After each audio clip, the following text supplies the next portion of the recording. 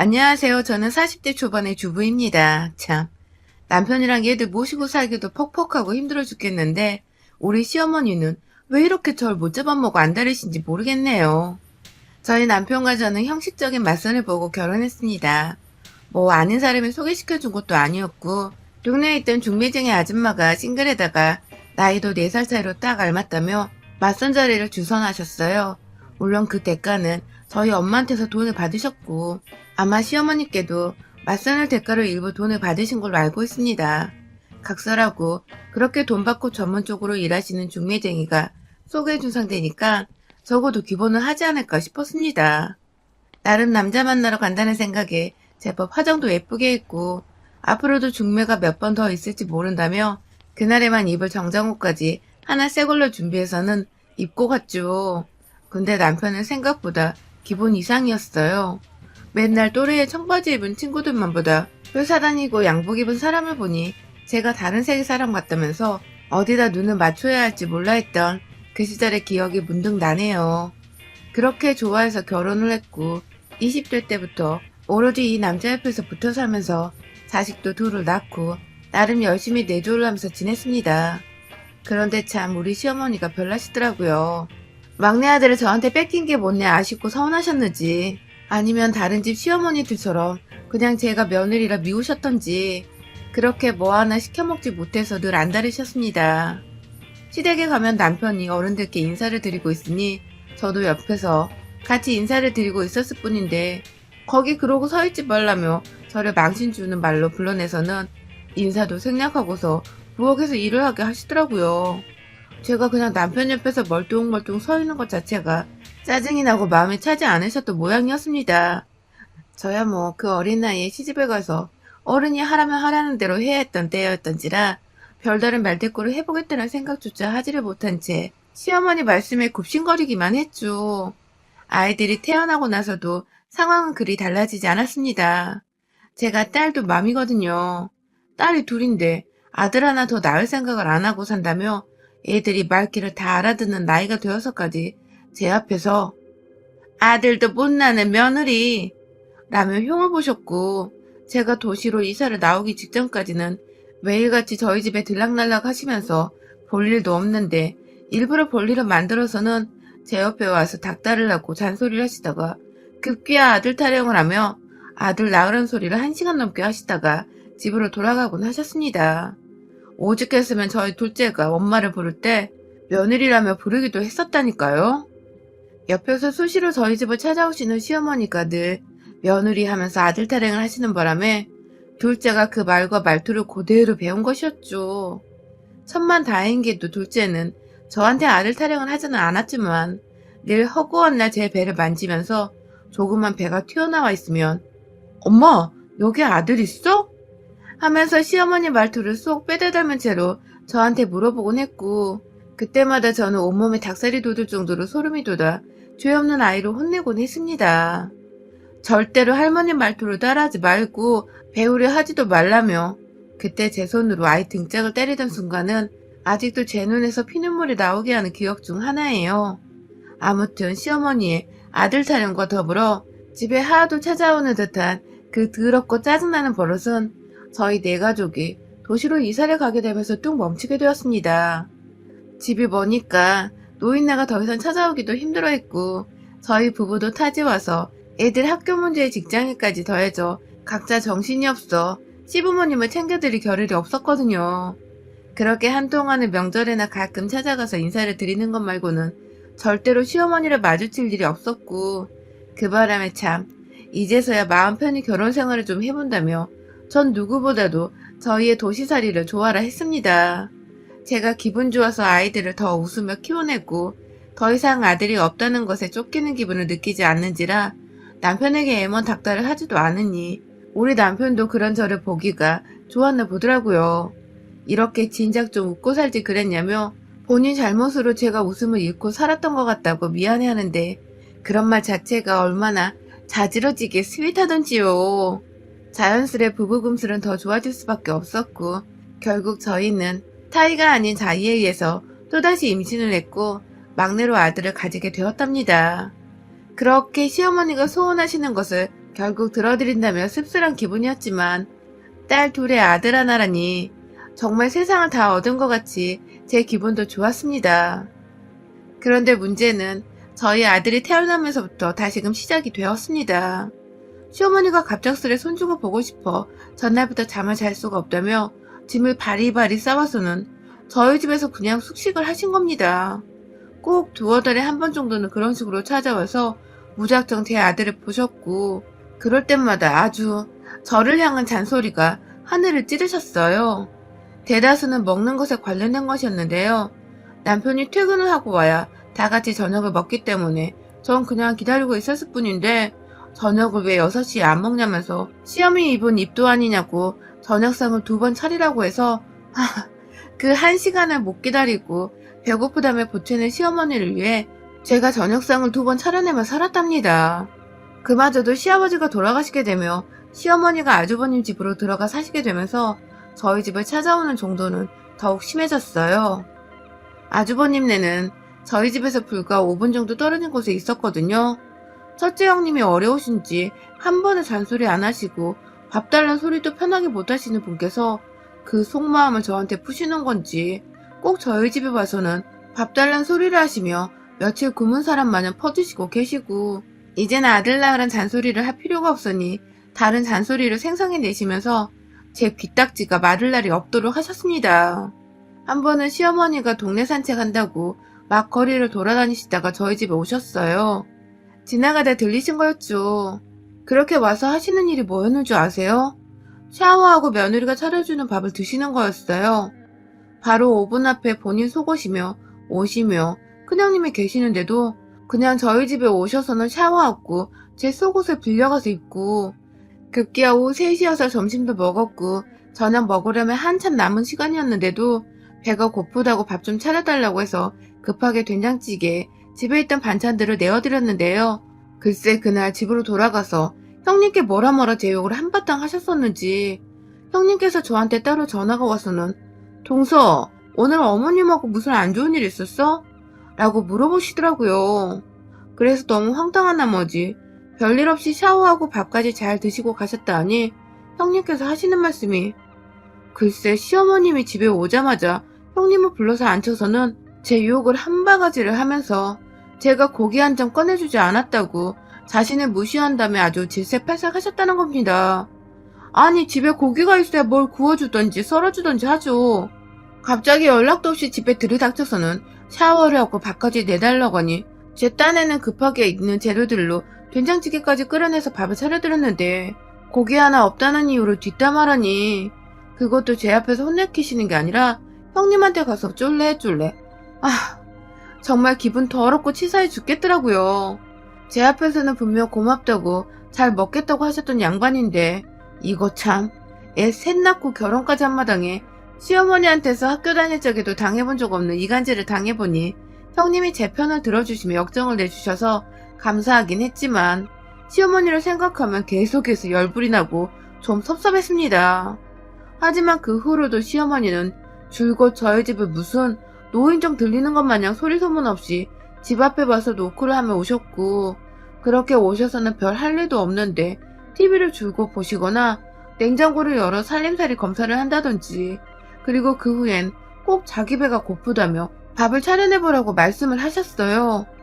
제가 무슨 요리 경연대회 나가는 것도 아닌데 저는 꼭 시어머니 밥을 언제나 어떻게 해줘야 할지 모른다는 강박에 자연스레 냉장고를 꽉꽉 채워두며 살게 될 수밖에 없었고 형님께 전화를 들은 이후로는 늘 빼먹지 않고 고기를 종류별로 꺼내다 구워드리거나 조리를 해드렸어요. 시어머니가 이 동네로 이사를 온 지가 벌써 7년째인데 저는 7년 내내 무슨 국밥집 사장 혹은 주막의 주모가 되어버린 마냥 오다 가다 들리시는 시어머니께 밥을 해드려야 했습니다. 그것도 아침 시간도 아니고 점심 시간도 아니고 저녁 시간도 아닐 때마다 찾아와 밥 타령을 하니 제가 늘 식사를 한 끼 더 차려서는 드려야 했어요. 그런데도 시어머니는 늘 고맙단 말 한 번 없이 매번 반찬 투정을 하면서 형님께 고자질을 하셨고요. 제가 처음에 한번 대인 후부터 고기를 꾸준히 내어놓고 있다고 했잖아요. 그런데 이번에는 제가 냉동실에 얼려놓은 고기를 자기한테 줬다면서 그걸 형님 앞에 가서 막 또 고자질을 했나 보더라고요. 어디서 안 먹고 남겨놓은 안 좋은 부위를 시어머니한테 주고 쓰레기 버리듯 해치우려 했다고 말입니다.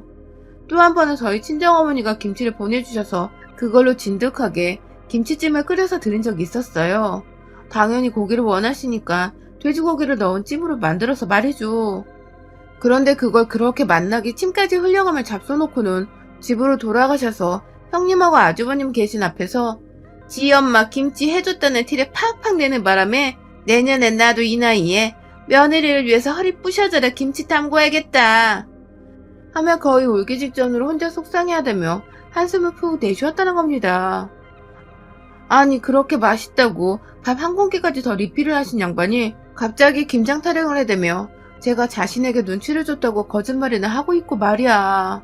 그 바람에 아주버님은 저를 오해해서 출근길에 제게 따로 전화까지 하셨어요. 엄마가 재수씨한테 매번 눈치만 보고 오시는 것 같은데 그럴 거면 우리 엄마 부르지 말라고 저한테 따끔하게 한마디 하고 끊으시더라고요. 전 단 한 번도 시어머니를 초대한 적도 없었고 오히려 제가 밥 해드린다고 매번 눈치를 보면 봤지 시어머니랑 단 한 번도 저의 눈치를 보신 적도 없으시고 오히려 제 집처럼 돌아다니며 밥만 잘 먹었는데 저는 이 소리를 끝까지 아주버님께 해보지 못한 채 어먼 저희 남편한테 울고 불며 시어머니 이상하다고 거하게 화를 냈고요. 그 바람에 애먼 남편은 미안하다고 저한테 사과를 하며 달래주어야 했습니다. 그러다가 코로나가 이 지역에 제대로 터지게 되면서 시어머니는 거의 형님네 집에서 꼼짝달싹도 못한 채로 지내셨어요. 거의 몇 달을 시어머니는 저희 집에 오지도 않으셨고 대신 전화로 여러 번 근황을 물어오긴 하셨으나 어머님 밥을 한 끼 더 차리지 않아도 되는 게 어찌나 마음 편하고 또 반갑던지요. 오면 또 언제 어디서 혼자 감정이 상하셔서는 형님네로 돌아가 제 뒷담화를 까실지 모르는 분이셔서 제가 늘 사소한 언행 하나에도 눈치를 보고 음식 하나에도 웬만하면 친정 얘기는 일절 밖에 꺼내지 않은 채 지냈었는데 이제는 시어머니 없이 그 시간에 낮잠도 잘 수 있는 짬이 생겨버렸죠. 그런데요. 그렇게 잘 지내고 있었고 더 이상 시어머니로부터의 모함으로부터 멀리 떨어져 살던 어느 날 시어머니가 또다시 저희 집에 찾아오셨어요. 하필 여기저기 지금 대형 확진자들이 터져나오고 있던 와중에 말입니다. 어머님 하시는 말씀이 지금 형님이 잠깐 친정에 갔다면서 집에 혼자만 있어서 심심해서 왔다가 막 조아라 집에 들어오시는데 아휴 그게 또 그렇게 보니 외로운 노인네 같아 마음이 안쓰럽기도 하고 막 복잡하더라고요. 오랜만에 집으로 오신 시어머니께 마침 집에 있던 소고기를 구워드렸어요. 저희 남동생이 보내준 거였는데 혹시나 싶어 친정 얘기는 꺼내지도 않은 채 어제 마침 산 거라며 이것저것 막 반찬까지 꺼내드려 밥상을 차렸고 그 후에 어머님은 TV까지 소파 위에 누워보시다가 진득하게 낮잠도 주무신 후 집으로 돌아가셨어요. 그리고 그 다음날, 그 다다음날도 다시금 시어머니의 저희 집을 향한 의문의 발걸음이 시작되었습니다. 어쩔 땐 막 어디서 술을 사오셔서는 제가 차려드린 밥상에 술까지 드셨고 저희 아이들이 다 있는 와중에 술에 완전히 떡이 되셔서는 그냥 집에서 주무시고 다음날 집으로 돌아가신 적도 있었어요. 부쩍 요즘은 술맛이 땡긴다며 자꾸만 술을 사오더니 급기야 어느 순간부터는 저한테 미리 술을 사놓지 않았다며 시어머니 알기를 우습게 한다고 술타령까지 하셨었답니다. 그 바람에 전 집에 애가 셋이나 있는데 할머니 되는 분이 술이 떡이 되는 모습을 다 보이는 시어머니 비율을 맞추느라 술을 골라 사다 놨고 점점 시어머니의 발걸음이 잦아지던 어느 날 형님께 또 전화가 왔는데요. 글쎄 저희 어머님이 집에 가셔서는 제가 막 자신한테 술을 권한다며 술 없이는 냉장고 안에 있던 소고기도 못 먹게 해서 내가 이 나이에 고기 먹고 싶다는 이유로 술을 들이켰다며 제가 강요를 했다고 막 또 고자질을 하신 겁니다. 그 바람에 아주버님은 옆에서 화가 잔뜩 나서 저한테 화를 내려는 걸 중간에서 형님의 자초지종을 들어보자고 저한테 먼저 따로 전화를 하신 거였어요.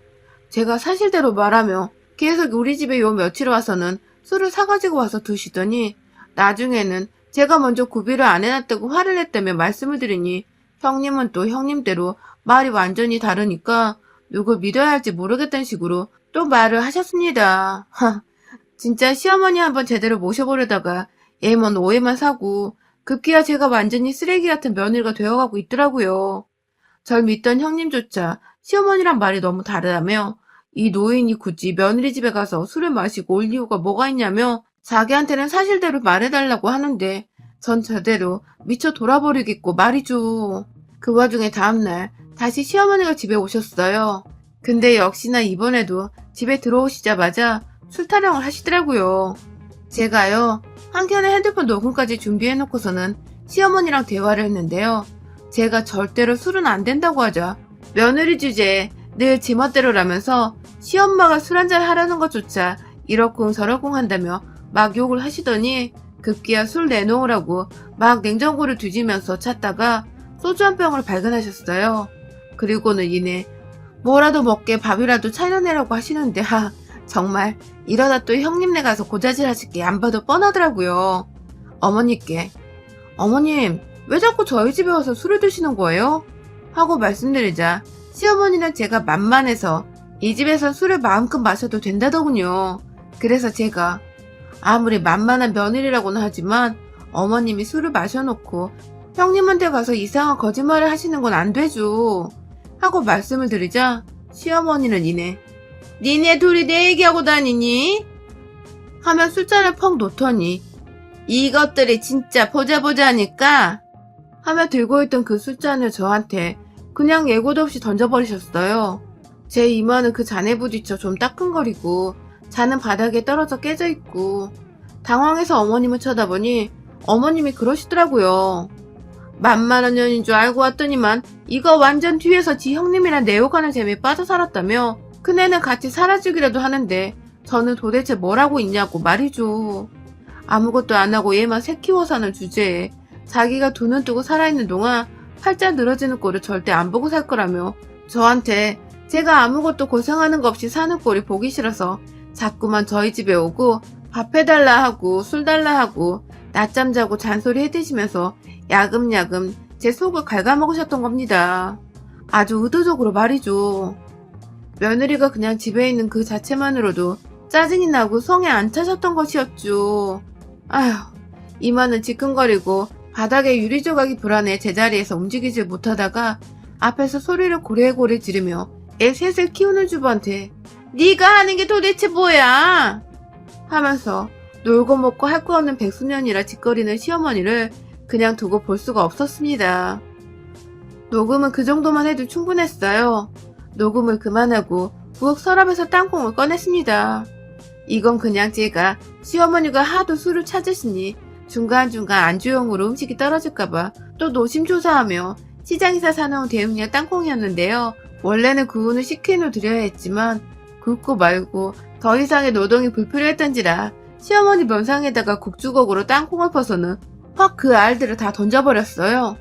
푸드득 하면 사방으로 떨어지는 땅콩에 맞아 얼굴을 가리기 바쁘던 시어머니는 더 지랄을 떨고 싶은데 땅콩에 살이 따가워 그건 힘들었던지 막 소주병 하나는 끝까지 챙겨들고 집을 나가려 하시더라고요. 전 또 그 소주병 하나가 아깝다며 시어머니 손에서 병을 뺏어진 뒤에 그냥 봉지 하나를 어깨에 이고 와장창창 시어머니한테 퍼버버렸습니다. 그걸 한두 알 맞아야 안 아프지. 굽지도 않은 딱딱한 땅콩을 폭포마냥 쏟아지는 거 막지도 못하고 다 맞으면 정말 따갑거든요. 시어머니는 중간중간 소리를 지르는 와중에도 집을 나서겠다고 발버둥치는데 저는 현관 앞에 서서 문까지 걸어 잠근 채 시어머니를 쫓아다니면서 남은 땅콩까지 모조리 다 퍼부었어요. 그리고는 이내 문을 열고는 꺼지라는 한 소리를 해드리고 제 손으로 직접 밀쳐서 집 밖으로 쫓아냈습니다. 저는 땅콩을 아무 일도 없었던 것처럼 말끔하게 치워냈고 시장에서는 새 땅콩 봉지로 새로 구비를 해놨어요. 안 봐도 시어머니가 땅콩으로 쳐맞았던 소리를 또 하고 다니실 게 뻔하니까 시어머니 말이 모두 거짓이란 거 보이기 위해 우리 집엔 땅콩이 새 걸로 그대로 있다는 걸 알리고자 한 저의 방책이었죠. 그날 시어머니의 대화를 녹음한 것은 저희 남편뿐만 아니라 아주버님과 형님께도 단체방을 통해 전해드리며 이렇게 간사하고 저를 폄하하려는 시어머니는 저는 더는 못 모십니다. 더 이상 저희 집에 오게 하지 마시던가 아님 제가 제 남편과 이혼을 하던 둘 중에 하나 하겠습니다. 라고 문자를 적어보냈고 남편은 이혼이란 말이 무슨 말이냐며 제 편을 들어주며 전화가 와서는 당신 고생했다며 막 토닥여주더라고요. 물론 저도 시어머니한테 땅콩 퍼부으며 제 마음의 복수극을 펼치긴 했었으나 남편 앞에서는 가엾은 여인인 척을 해주면서 불쌍한 티를 냈고, 제가 힘들어하자 남편은 남편대로 시어머니께 전화하고 형님 아주버님께도 전화를 해서는 왜 상황을 이렇게까지 만들었냐며 그간 와이프가 힘들었다고 몇 번 하소연을 했다던데 왜 그걸 다 무시하고 안 믿어줬냐며 노발대발 아주 지랄을 떨어졌습니다. 그 바람에 저를 잠시 오해한 형님도 아주버님도 전화가 와서는 미안하다고 사과를 하셨고요. 다시는 시어머니께 동선에 가지 말라 하겠다며 주의를 준다고 하셨어요. 시어머니 말을 털끝도 안 믿으셨는지 그날 밤 형님네 부부는 시어머니가 무슨 소리를 해도 모르쇠로 일관하셨고, 그 바람에 시어머니는 속 터진다고 또 우리 남편한테 전화를 하셨는데 남편도 네 라고 하지 엄마인데도 불구하고 약올림의 얘기를 듣지도 않다가 엄마 말 이제 아무도 안 믿어요 하고서 전화를 끊어버렸어요. 심지어 집에 땅콩이 그대로 있는데 무슨 소리냐며 거짓말 그만하라고 시어머니한테 화까지 냈었답니다. 그 바람에 며느리한테 땅콩으로 쳐맞았단 소리를 하시던 시어머니는 왜 안 믿냐며 수화기 너머로 막 소리를 지르다가 결국 자기분에 못 이기던 와중에 아들로부터 전화도 끊겼고 끝내 분통 터졌는지 알아 누우셨나봐요.